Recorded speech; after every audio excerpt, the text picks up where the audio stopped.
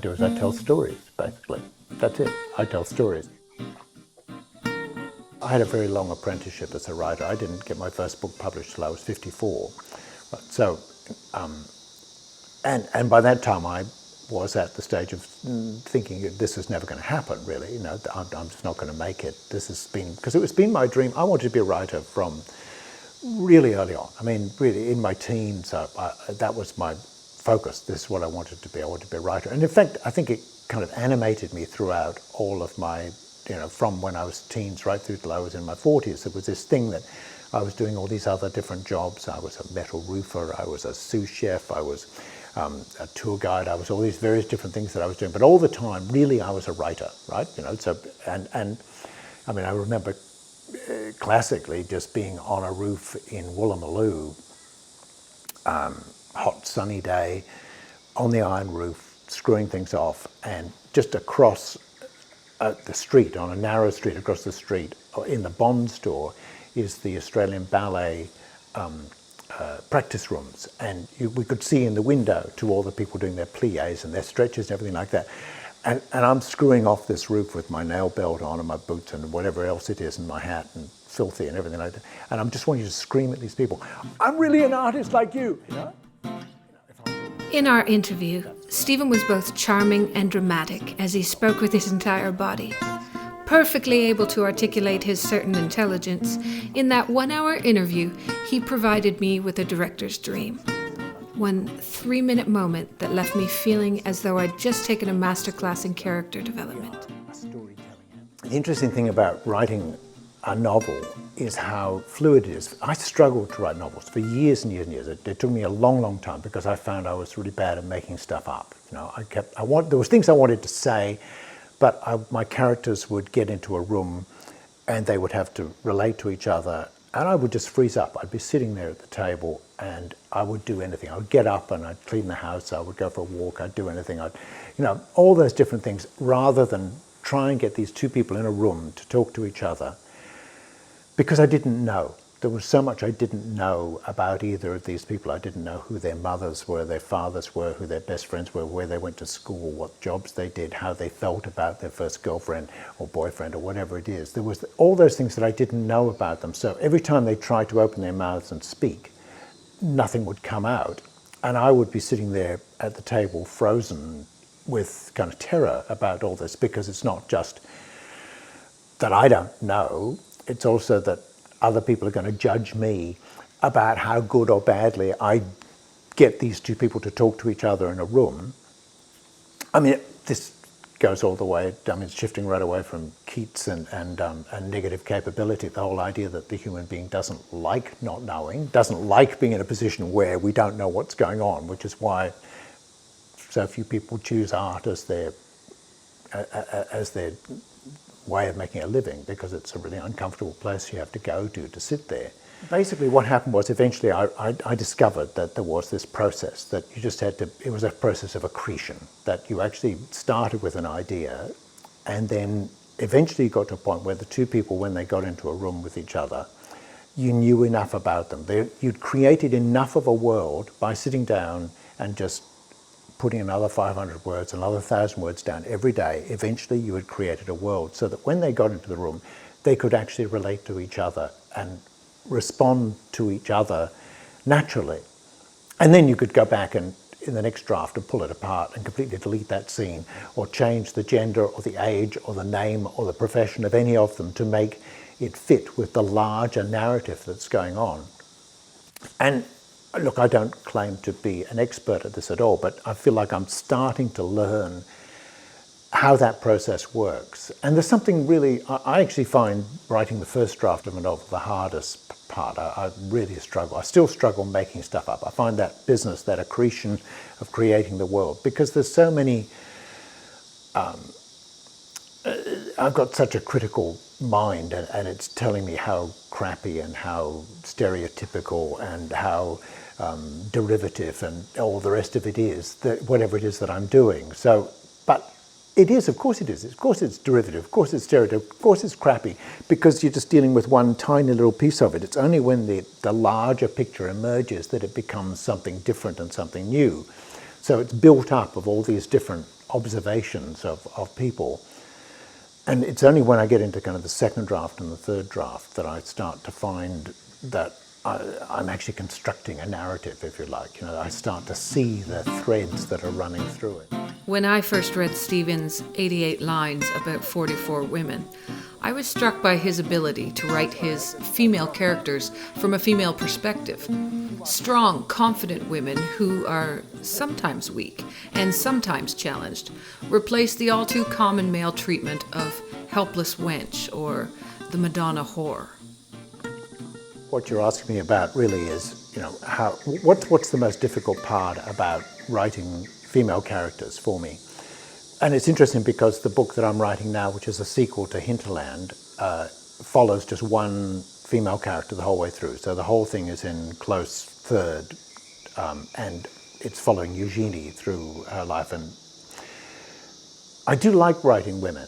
I don't know why particularly that should be. I find it interesting, and I also struggle with it because when I started writing Hinterland, which came out in 2017, so I suppose I started writing in 2013 because most of my novels take about 4 years to write. Eugenie was kind of quite a minor character. When I first started, I was actually writing about one of the male characters was the kind of the focus of the book, but he actually kind of dropped into position. So there's really now about 3 or 4 characters in that book. It interchanges their voices. And Eugenie was the hardest character for me to get. It didn't matter. Every time I came back, I kept thinking I'd got it, and then I would put the book away and come back a month later and look at what I'd written, and it was just dreadful. And yet, somehow or other, she is the one who came most alive for me, and came most alive for most of the people who've read it, who've talked to me. They said they really liked the character of Eugenie. And so here she is now getting a whole book of her own in some way. And there's quite a lot of sex in Hinterland. I mean, I'm not quite sure why there is so much sex in Hinterland. There just happens to be because it's a love story, I suppose, and these two people are having sex, and then they're having sex with other people as well. So there's things going on, and so I was writing that from a feminine perspective. And whenever a male is writing a sex scene or about sex from a female point of view, there's this terror that you're going to get the bad sex award, I suppose. Presuming the book gets any notice at all and anybody ever reviews it, somebody's going to pick out some line from what you've done and laugh at you for, right around the world for it. So there's a sense of trying to focus on what it feels like to be a woman in that situation. In this new book, there's no sex at all. It just doesn't exist. There is just not room for it. It's a much faster paced book. Her partner, she's now married to, Nick, who was the person she was getting with in Hinterland, he's been arrested in the first couple of chapters. So she's by herself and is trying to find a way to get him out of the situation that he's in. So there's no real room for sex in it. And that's quite refreshing for me because it means that I don't have to try and create sexual longing in her either, because the situation is too tense for that. It's just, I can deal with her as a person and her emotional state. And it's interesting because in this new book, she's had to abandon her children, her 2 daughters who are grown up now as well. Just in the second draft, I suddenly realized, I've forgotten about what she might be thinking about her daughters, right? She'll be thinking about that. That loss will be probably just as profound really for her as the loss of Nick in this situation. And I've spent the whole book thinking about her loss of Nick and her trying to deal with the present situation and kind of their daughters, they're off somewhere else, I haven't really thought about them, but hold on a second, that's not how women think, right? When Stephen and his wife Toonie had the Mulaney bookshop Rosetta's Books, They created Outspoken, described as a literary festival taking the form of occasional conversations with writers. Stephen has hosted authors Tim Whitten, Richard Flanagan, Anne Summers, and dozens more, including introducing a number of local authors alongside these established writers. We'd had a couple of very popular authors where we'd taken them out of the shop and sold tickets, so Outspoken was born. And now we do about 5 or 6 events a year, somewhere between 4 and 6 events a year, with reasonably well-known authors. We try and do national and international authors. So last year we had Alexander McCall Smith, and then we had Richard Flanagan and Tim Winton and Gillian Triggs and Kerry O'Brien. I'm just thinking in the last 2 years, those are the people, the kind of calibre of the people that we've been getting to come along. And sometimes we have some overseas authors. We had Ruth Ozeki and Karen Joy Fowler, Patrick Gale, Anne Patchett, lots of people. We even had Richard Ford, who's my kind of hero in terms of writing, I suppose, came. And the thing that's been so exciting for us, I guess, is that people have responded to it really well. We often sell out our events. We've got an event coming up with Anne Summers in about 4 weeks' time, the feminist activist, and we're going to sell out of that event. I can see that already. People are just flocking to it to buy tickets, just because they want to hear these conversations. And it's been very exciting for me to do that, to have access to these people and to talk to them. I've had to learn how to interview people, which has been a whole sort of thing. You have to learn how to listen very well and shut up, you know. But that's good.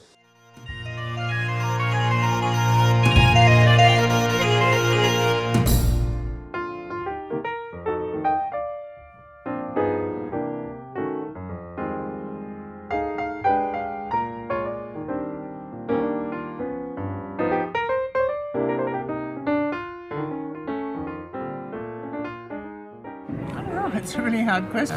Don't take it all so seriously. Beautiful. Thank you very much. Okay.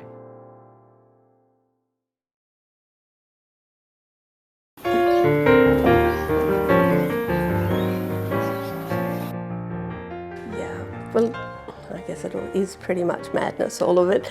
I think, I've been working for a long time.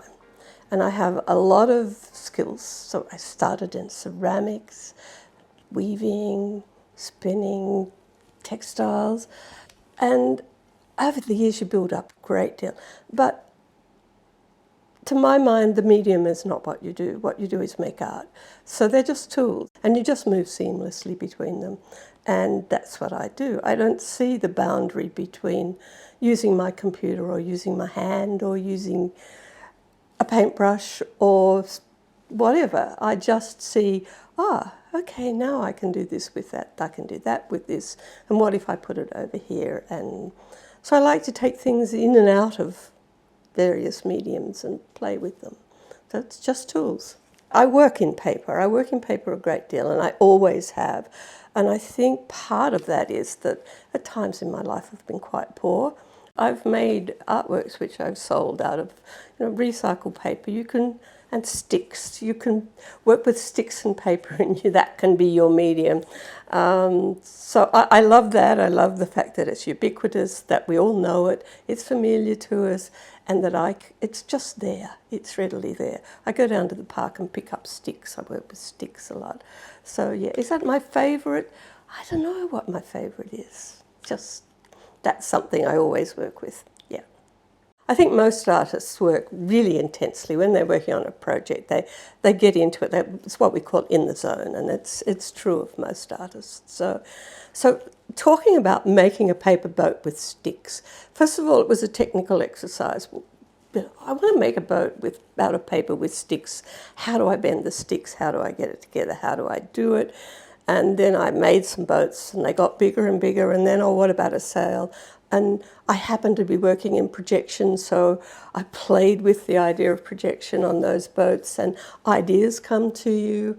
But those boats have also been created with their own textures and those sticks as 3D objects in virtual space, and they have been used in animations. And so, they move across the boundaries. Once you work on one idea, then it doesn't matter. You just keep going, and you keep going deeper and deeper into what you can do.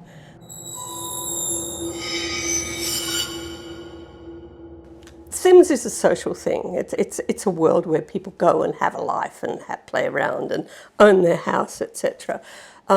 a lot of virtual reality is like that, or it's in films. But there's also an art community that works in virtual space, creating virtual objects, and from that machinima as well.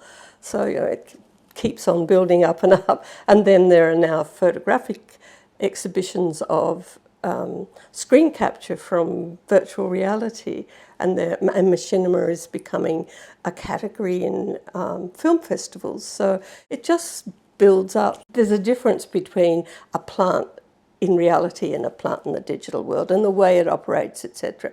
And I like the idea that you can actually take the textures and some of the feeling and the essence of the natural world into a digital world and somehow play with that. So do animations of bits of bark and whatever. Yeah. So people recognise it's a bit of bark. It's not recreated as a digital drawing. It's actually a piece of bark that's being animated.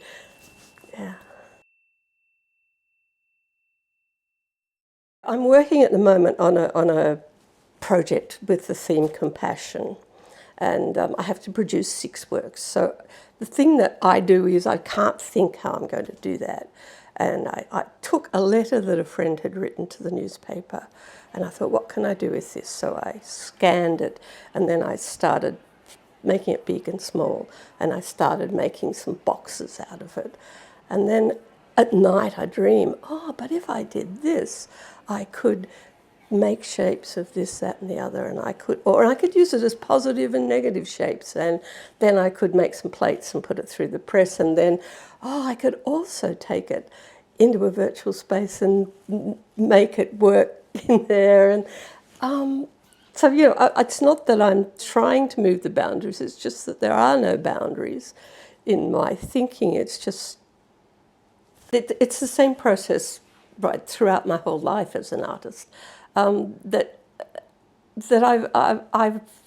think you do need to support what you do. It's a career, it's a profession, it's not a hobby, it's not. And I feel that we've been poor. How can you justify buying $200 or $300 worth of paper? How can you justify that unless you get something back? So I've always, throughout my whole life, wanted to at least pay for what I do, if not make an income. There isn't very much money in virtual artworks, as there's not very much money in artworks in the real world.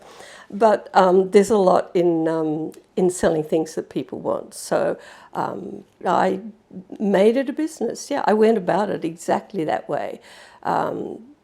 Developing my building skills, but developing 3D building skills, but using them to create things that I could sell. And I had, I still have, a garden centre. So I sell waterfalls and rocks and mountains and garden screens and lots of flowers, Australian wildflowers, a lot of them. Yeah. And people buy them. I mean, the amazing thing is you can sell them over and over again. So I've made things in 2006 which people still buy now, and I might have sold 1,000 of them. It's sort of not like the real world where you sell that plant and then you've got to grow another one. You just sell a copy.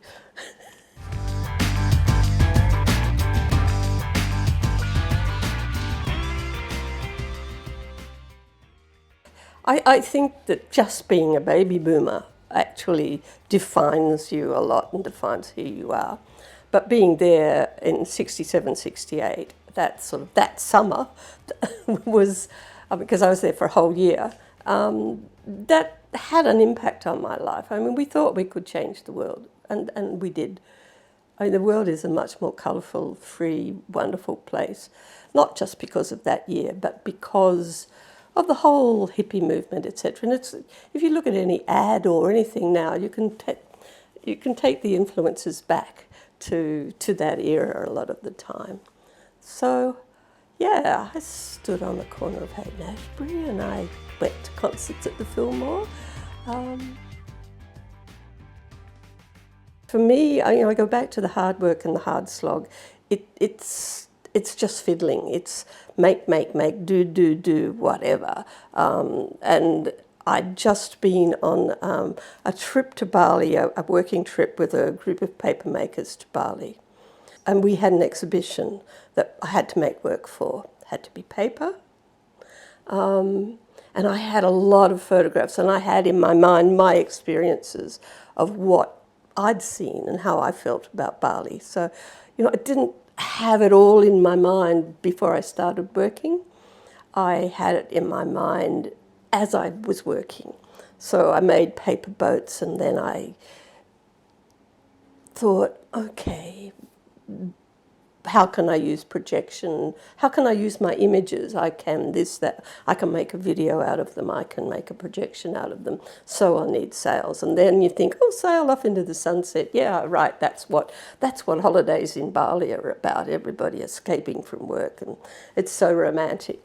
But my vision of it was that's our culture imposed on another culture. And I could see, because we spent time with Balinese people and paper makers, and I could see that imposition of the tourist culture and our culture was creating great tension within that society, within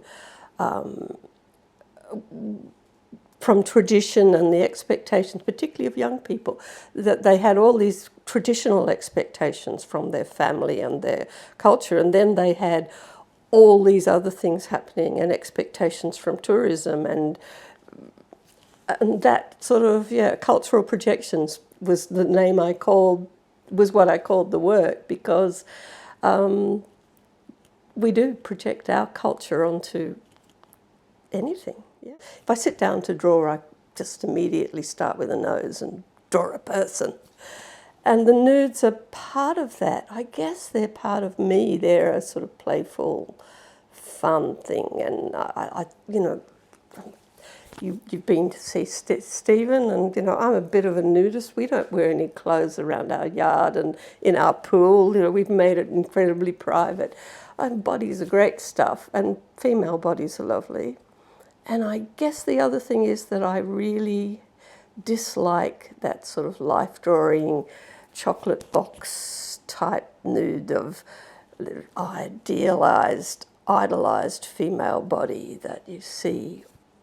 And lots of painters, paint those bodies and they want them to be totally beautiful, and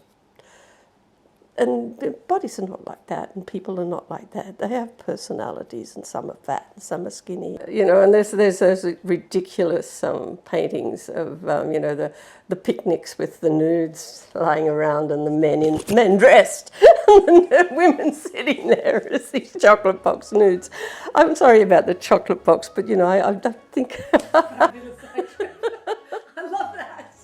I think you always like to show in your own community. That's nice, because you get your friends can all come, and you get in the paper and people say, oh, she does stuff. but I think that artists have to take where the opportunities are, and if you're a professional artist, you have to show. I mean, that's what it is. You have to show, and if you don't show, well, then you're just sitting in your turret isolated and what have you. So your work has to go out there. And I think I don't have a favourite. I like to do what I'm asked to do, and I like to be asked to do things. So, I've got work in a travelling exhibition at the moment. That's, going to travel for 2 years around Australia. I'm working on this compassion, which is going to be in Nambour, which is just lovely. It's just great. Beautiful. Ken Munsie is curating that with Ardley Cleveland. Because so much of the work that is given to you on the Sunshine Coast is about how wonderful this place is and how beautiful our environment is.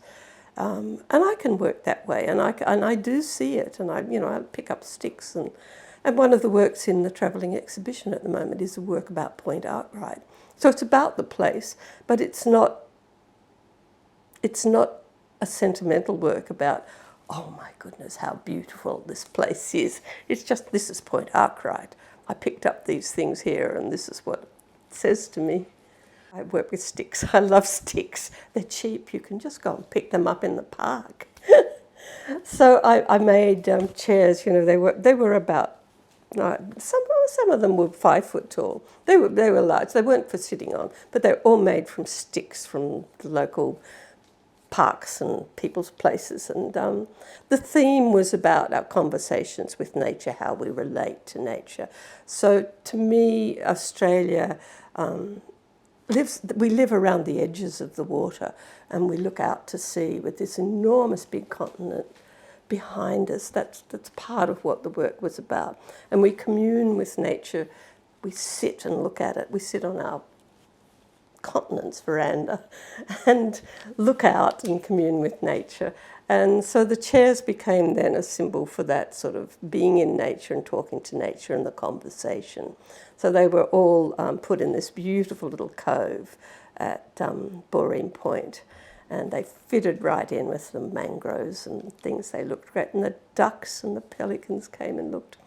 And then at night, the little cove closed in and became a theatre, and I did projections on the trees and the chairs, so it became this sort of fairy wonderland of a conversation coming back at the chairs. It's the relationship, and I think I use chairs. I mean, you have symbols that come in your work a lot. I use chairs a great deal, and I use houses a great deal, and the coast has done that house thing to me, because for me, this coast is a built environment, and it's all about the real estate. And I've done various artworks over the years about that relationship between place, built and natural.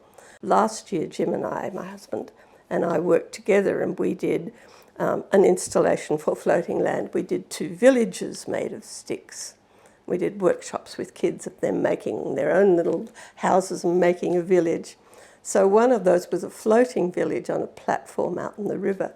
We used to write musicals together, and we spent a lot of time writing poetry to each other before we were married. So we bounce off each other.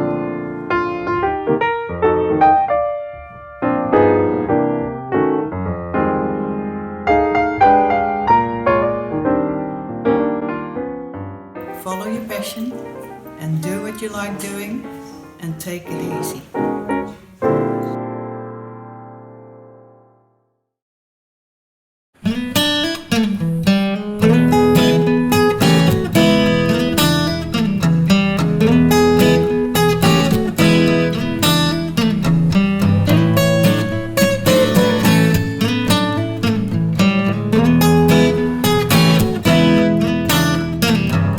That one's called Wet Season at Dagaragu. It's a story about the Gurindji.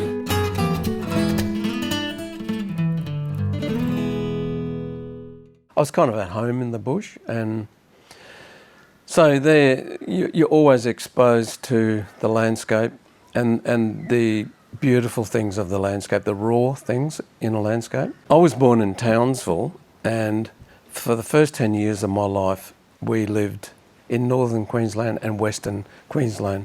We had the freedom of just roaming around in the bush and seeing it, hearing it, smelling it, seeing animals, and I was building a love for the landscape. I think that has never left.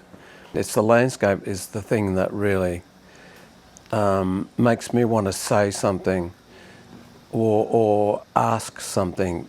And with, you know, as you mature, as you get older, you kind of think, you start wondering and questioning why we're here and who we are and things like that. So, and I think as you get older, you realise that those questions will never get answered. So you kind of revere the unknown and invent maybe. Night skies often are in my paintings, even if it's a daytime painting. I like to include the night sky because the night sky and seeing the moon is it's a reminder that we are on a planet, and then we can see beyond the clouds and you can see the stars and the moon, and that's a great key and a great reminder and a leveler of scale, you know, how big we are, and that's pretty powerful and pretty humbling and grounding. That's worth making art about and talking about, reminding yourself mainly, and hopefully an audience, that what's going on.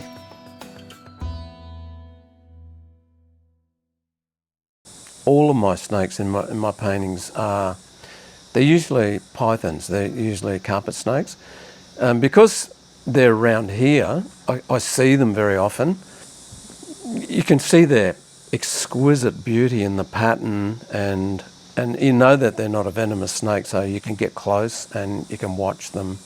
There is a link from the Jindaburri Aboriginal tribe around here, or from the Kenilworth area, that in their language, the word Caboolture meant the place of the carpet snake.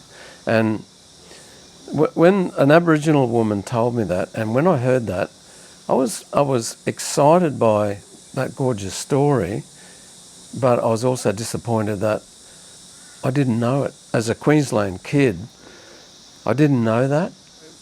As painters and artists do, and required to do, I think we correct history and tell stories through our work. So I wanted to scream that story because I was so disappointed that I didn't know it at my age. I should have known it as a kid. I usually use my favourite glasshouse mountain, which is Canaran. So I use that maybe as a prop, and I include the carpet snake. So hopefully someone will ask me, why is that snake there, so I can tell them the story. Or I sort of write a little statement about why the snake is there. So that's why the snakes are there. I think all Australian kids should know that. It's particularly, you know, like local kids should know what Caboolture means. I think it was started with Kev Carmody, and then he and Paul, being friends and musicians, they collaborated on the story. And I think that it was a collaboration of two artists writing about a historical event that Kev would have been very close to, being an Aboriginal man, and Paul Kelly being a great observer and storyteller. So it was a great subject, and it was a massive story of triumph, and it was like a David and Goliath story, how a small illiterate Aboriginal man stood up to the government of the time and won.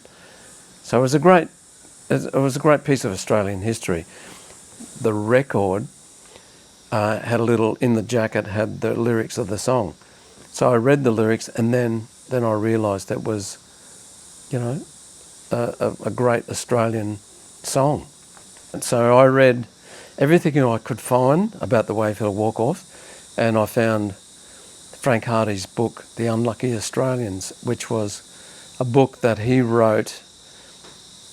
Frank Hardy went up there and visited the site, which I eventually did as well. I just had to go there. I wanted to meet the people, and I wanted to walk on that country and just be there and be close to it.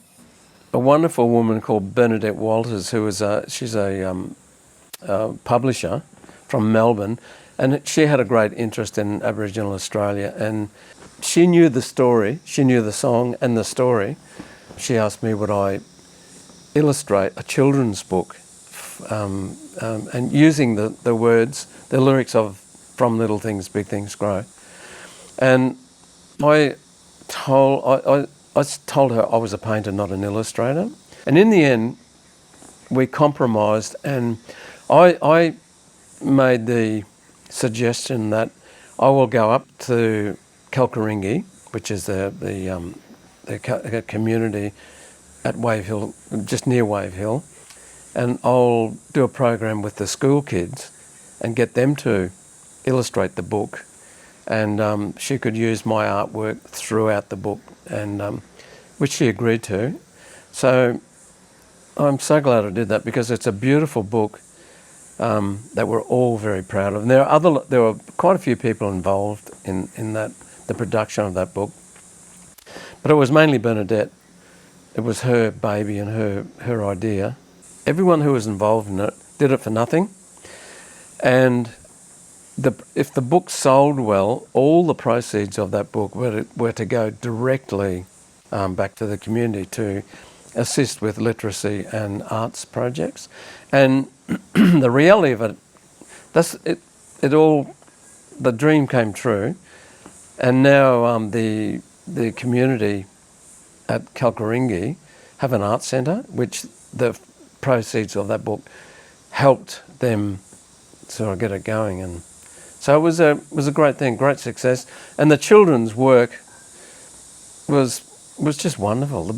I'm so proud of that little book, and everyone is proud of that book. Even Kevin and Paul love it. So that was a beautiful project to work on. My portraits are my way of hero worshipping, someone I really admire. And I'm not a traditional portrait painter. I was never trained to do that, so I make them my way, and my way is to be with that person as much as I can.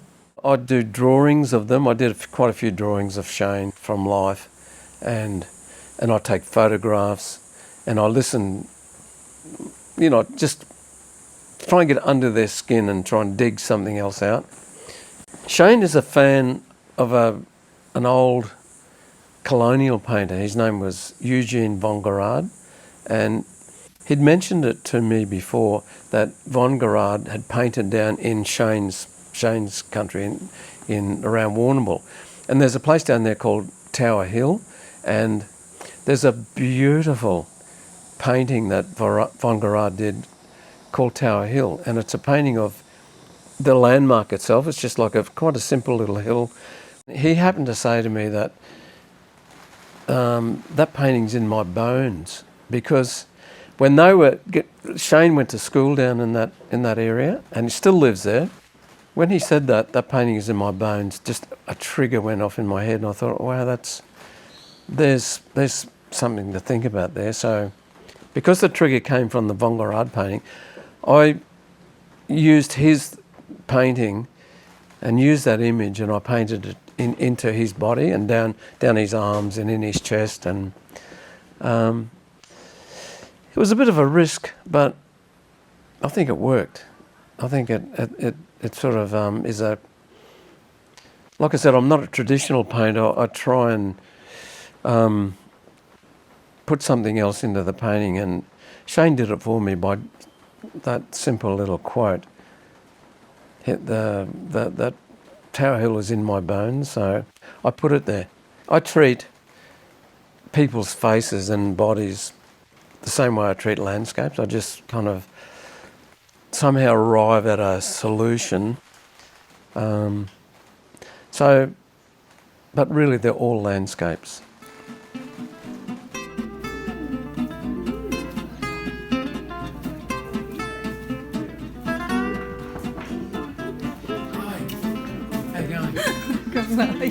Good. Good to see you. At this stage now, the painting is the boss. It will tell me what it needs, and it'll dictate how the painting goes. But I've been doing this a little bit recently, of combining plein air and studio work together in the same painting. So far, it's worked quite nicely, and I just want to pursue it and see if I can get better at it. I was involved with music in playing drums long before I was a painter, or even before I went to art school. I started in about 1964, I think it was. I heard the Beatles, and nothing was the same. Nothing could be the same again. My father was a piano player, and I started learning piano, but it wasn't for me. So melody wasn't, as much as I adore it, I wasn't going to be a piano player, but I was going to be a rhythm somewhere in the rhythm area. So when I saw Ringo, that was it. I watched the film clips of Ringo and other drummers. I remember I just got a very simple little drum kit when I was about 15, and I just set them up and I sat behind them, and instantly I could play. I knew what to do without any lessons, I wasn't any good, but I knew how the machine worked, a drum kit worked. Like painting, I do it because I love it, and if you can make money out of it, then you're a lucky person. That's the wonderful thing about music, is playing with people, with other people, you know, and just responding. It's the same with my artwork. When I go outside and paint a picture, it's impossible to trap a beautiful landscape. It's literally impossible. So you just respond to what it does to you, and how it's a mixture of how it looks and how it feels. So you just respond with your paint and your gear to what's in front of you. And it's the same with music to me. I'm just responding to other musicians and trying to keep out of their road. And playing with Kev Borich was, for me, again, I would have done it. I would have paid them.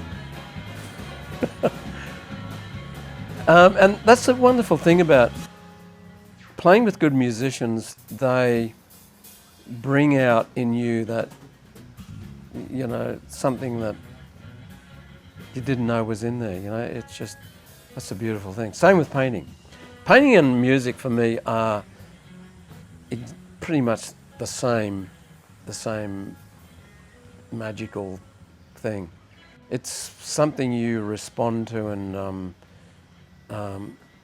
it's something that's inside you that has to come out, and that's how it comes out.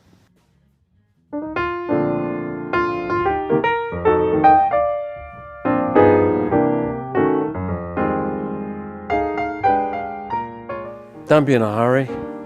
Don't let anyone get you off your own track. You know, just keep believing and keep working hard, and then it'll happen. I started to learn the piano when I was 4, and then I met horses, who became the second love of my life. And my mother said, if you're not going to practice your piano, I'm not going to pay for your lessons. And I said, oh, I'm so glad. When I joined the D'Oyly Carte, we did a wonderful tour of this was after 3 years at the Guildhall. I was actually invited to join the D'Oyly Carte. I did an audition for them. I was an understudy. Within 5 weeks, I was an understudy. And understudied all the main roles, and played all the small parts. So I got to know the operas terribly, terribly well. And at the end of that 4-month tour of United States and Canada, they offered me a principal contract. But I was married at the time, and my husband was in the company. He was a baritone, and he wanted to leave. He wasn't happy there, and I thought the D'Oyly Carte was a 52-week-a-year touring company. They did 3 months in England, 3 months in London at the Savoy Theatre, which is the home of the D'Oyly Carte, which was wonderful. But the rest of the time was out on tour, and he'd had enough of it. I knew that if I went off on tour without him, the marriage wouldn't last. So in fairness to him, I said, no, I won't take the contract. So then we started again and went into the chorus of what was then Sadler's Wells Opera Company in London, in Rosebery Avenue. And within 2 years, I was a principal. I'd sung a lot of small parts, a lot of so many small roles that it was cheaper for them to make me a principal and put me on a contract. And then during the next 5 years, I sang 25 major roles with the English. It became the English National Company after a year. I was there, and we moved to the Coliseum in St Martin's Lane, which is one of the biggest stages in Europe. And we never, ever used microphones, not for anything. And it was wonderful. It was just the most wonderful life. And I divorced my husband eventually. After I'd left the company, I was doing a concert with the Royal Military Academy Band of at Sandhurst, and I fell in love with the conductor. I divorced my husband, he divorced his wife, and we eventually got married, and that was the greatest love of my life. And that's Mr. Taylor. And that's Mr. Taylor. Oh, that's nice. Yes. A group of people, 2 sopranos, 2 mezzos, 2 tenors, 2 bass, and 1 pianist, formed a group called the London Concert Artists. And we'd all been to college together. We all were at the Guildhall together. And we'd met each other often because you meet people and sing with people frequently. And we formed this group which became very, very popular and successful.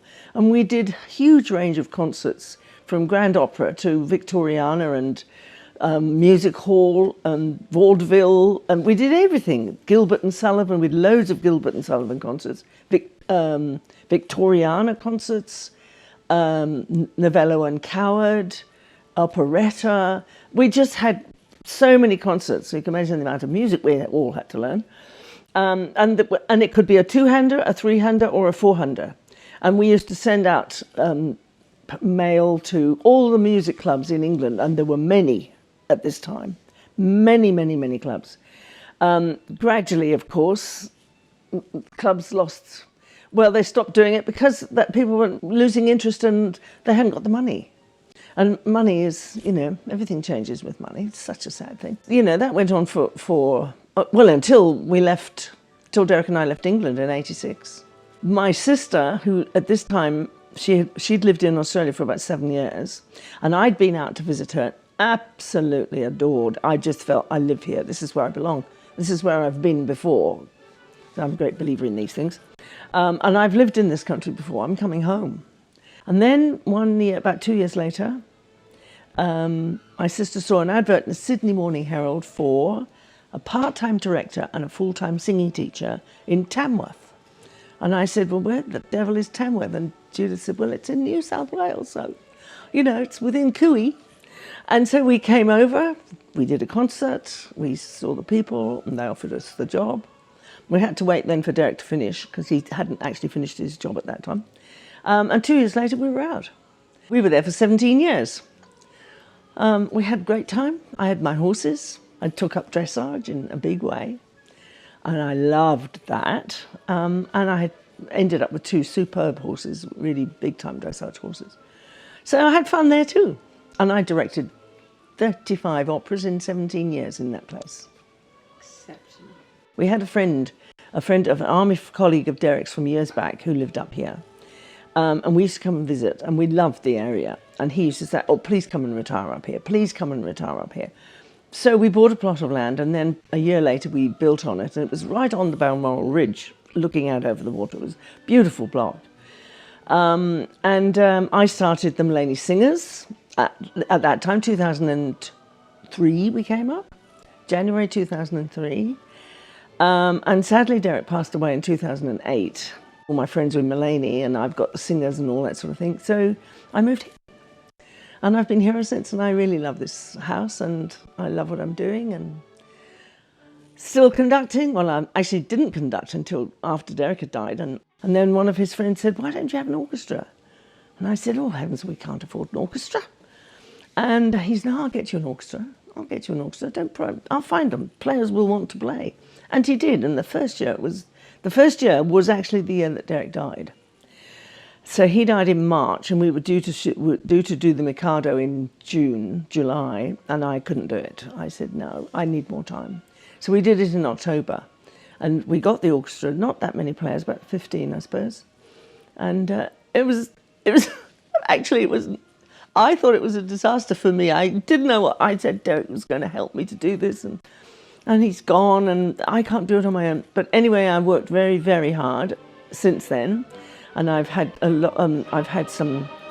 long sessions with some of my players who have given me tips, told me what I was doing wrong, what to do this, not to do that. And I know the work so thoroughly because I direct it and teach it before I get to conduct it. And we've got about 23 players for Gondoliers in June. And I love it. I love conducting. It's really great. because they've got to learn the music first. It's not like a play.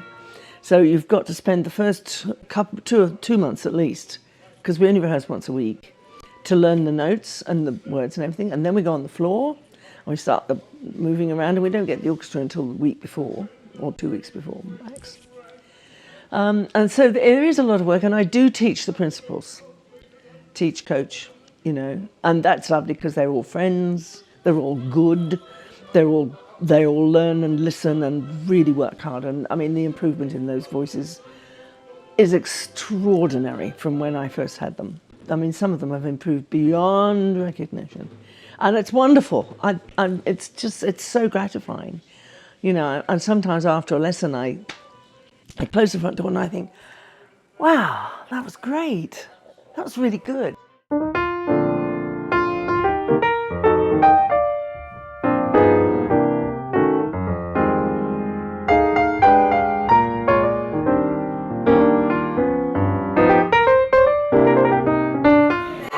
My goodness, what a question. 20 years ago, I think it would be live more boldly, and don't hold anything back. I don't care what emotion somebody shows, as long as they show something. They might look at it and say, what a load of rubbish that is. And I'll say, yes, it is rubbish.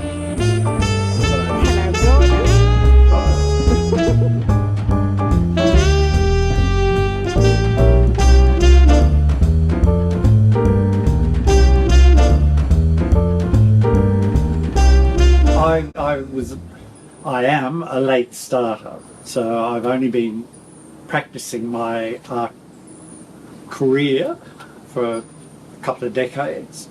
I've always felt I was creative, but not in an artistic way. And then when I moved to Mullaney, I built a wonderful mud brick and stone house, and that was a piece of sculpture to me. I really started getting my creative juices running from there. And so I started experimenting, and I read somewhere about paper that can be made from plants, so I sought out a paper maker and did a course with her, and I thought this was wonderful. And I made paper, and then that led to thinking, oh, I can start creating, I can start pursuing this creative part of me. And then I did pottery. I then had a choice of going to tertiary college and being surrounded by non-caring teenagers and young people. I thought, oh, that doesn't sound like me. So I sought out a very good ceramic artist on the Sunshine Coast. She mentored me and taught me a lot. So I did pottery for a while, and then I combined paper and pottery. And then one day I was reading about assemblage, and I've always been a bit of a collector, you know. I go to flea markets and places and find old rusty buckets and old wheelbarrows and things. So I started assembling things and collecting things, stuff.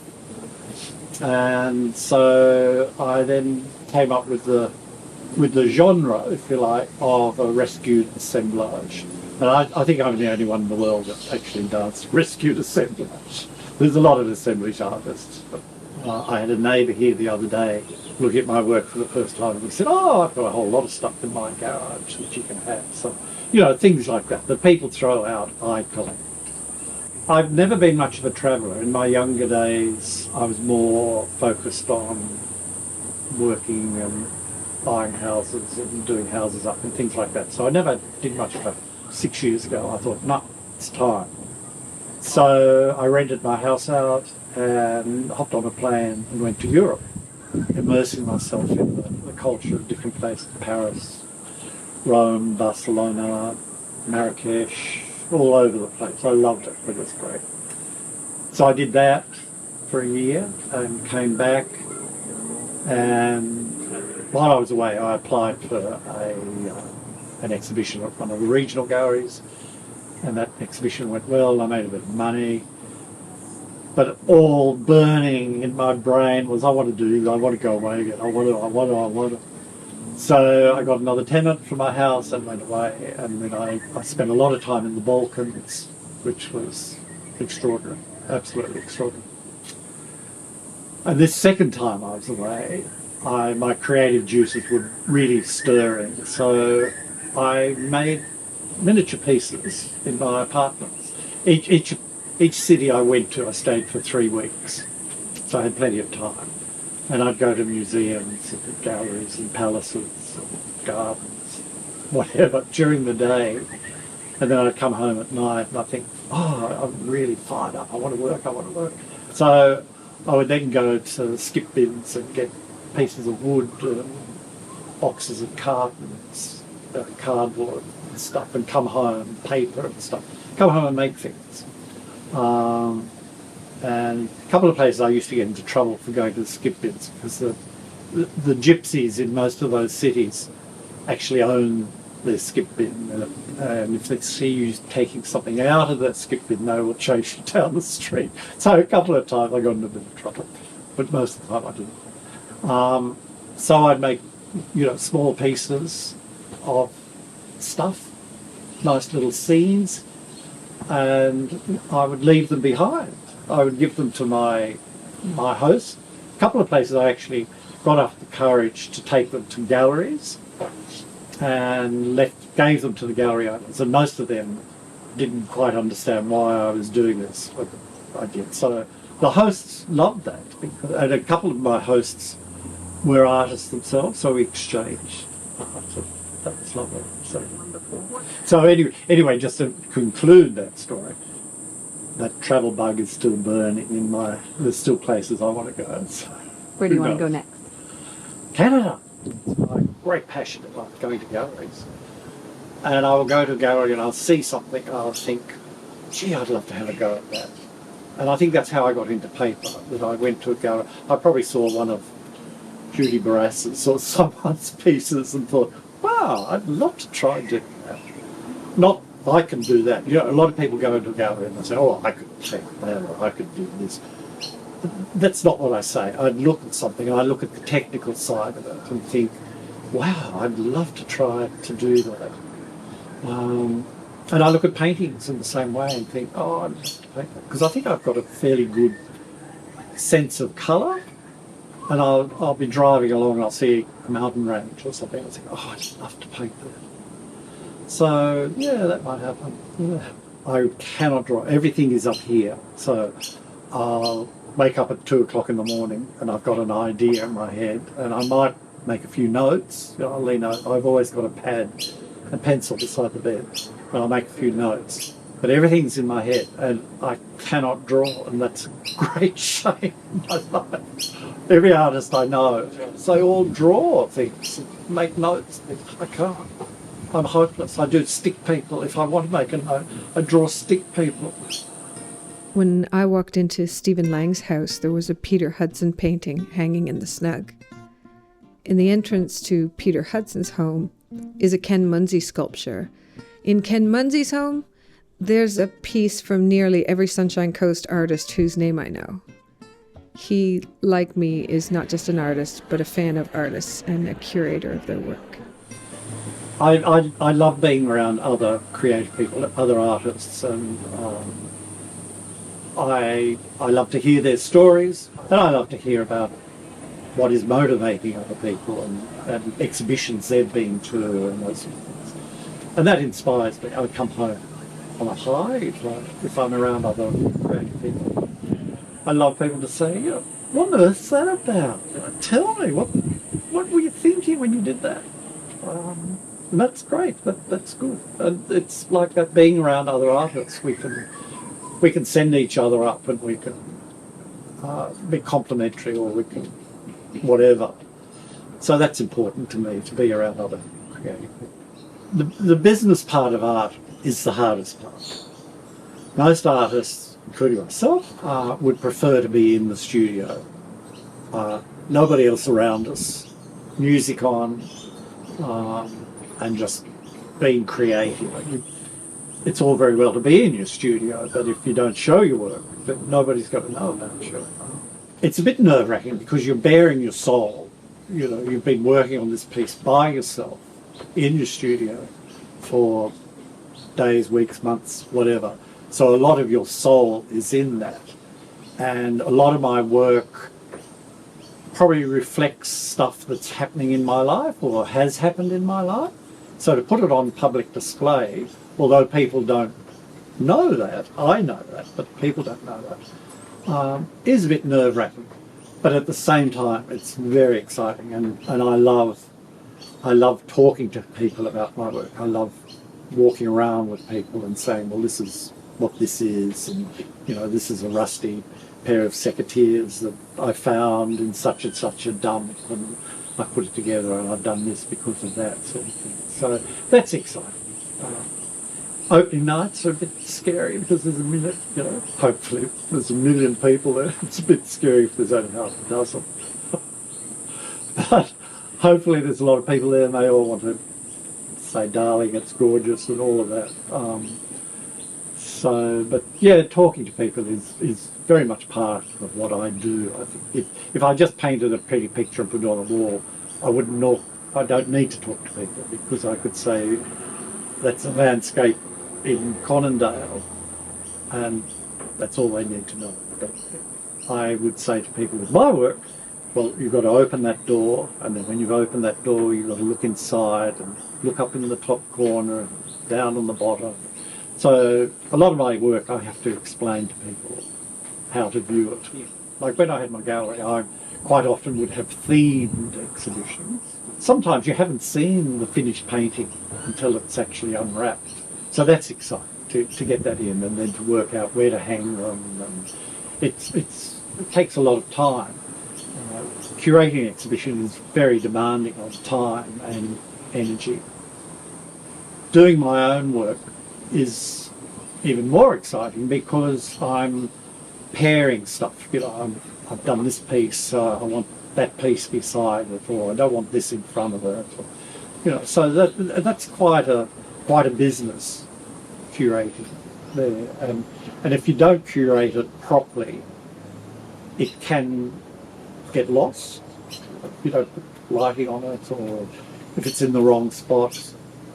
You've got to work out the best spot in a gallery to put your best piece. There are different walls or different spaces in a gallery that are not as good as another space. So you don't put your best painting or your best piece of sculpture in the not so good spots. You know?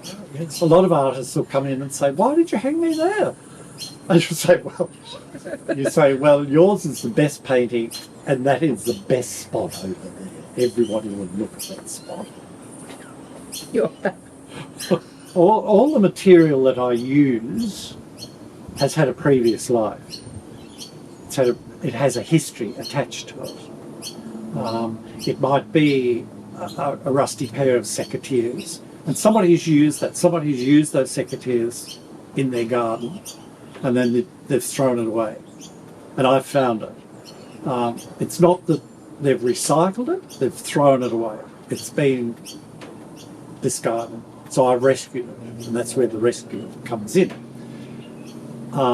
In my work, I use a lot of natural products as well. So I like to get grasses and branches from trees, twigs from trees, which I'll use. And they've had a life as well. You know, that twig has had leaves on it and birds have nested in that. And so I think about things like that when I'm working. So everything has got a history in my work, and if you look at my work, you can see that history sometimes. And that's what I love people to do. I love people to look at something. It might be a pair of compasses or secateurs or whatever, and if you look at that and you think, oh, I wonder what the story is behind that. You know, I wonder who owned that or whatever. I have a friend who donates old jewellery to me, and that's wonderful to work with because you can pick up an old bracelet or a pair of earrings and you can actually smell the previous owner's perfume on it, and you think, wow, I wonder who that was. And so I'll put that in a piece of work, and that's always in my mind then when I look at that. Yeah, that I could smell perfume on that, and I say, you know, that's a great joy to find something that has been previously owned, even if it's a piece of rotten wood. It's been part of a fence. It's kept the goats out of the garden, or it's a piece of glass. I've found shattered windscreens on the side of the road, and I've swept them up and kept them. And that's been an accident. Someone could have been killed in that accident. So there's history in everything. Yeah, it's an interesting question, because we all think about that. We all think about, when I'm gone, what are people going to remember about me, or what are people going to think about me? One of my relatives is my greatest collector of my work, and she has 2 sons who are my great nephews, so she collects my work, and I'm just so thrilled that's happening.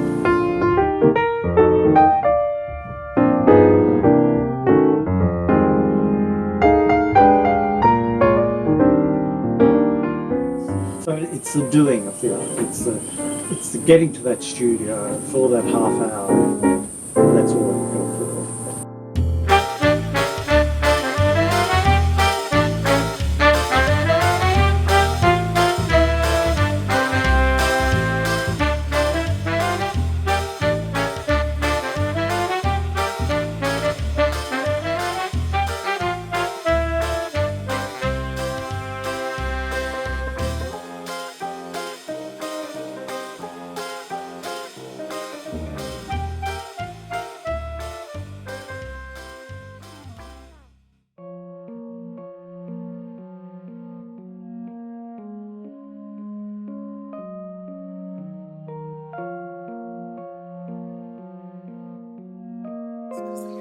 Just sitting there and he's talking to the crocodiles, but there's no human beings anywhere, you see. And he said, "Come all ye salty crocodiles, and listen to my song. Concerns of species now extinct, so I won't keep them long. Their brain power far exceeded ours. It was vast and quite immense. Man, they could fly like months around the moon. They had no common sense. And they didn't like it here, my friends. They didn't like it here." Said the cockroach to the crocodile, "Well, they mustn't have liked it here. They multiplied millionfold again. Half a dozen monkeys left, and 100 billion men.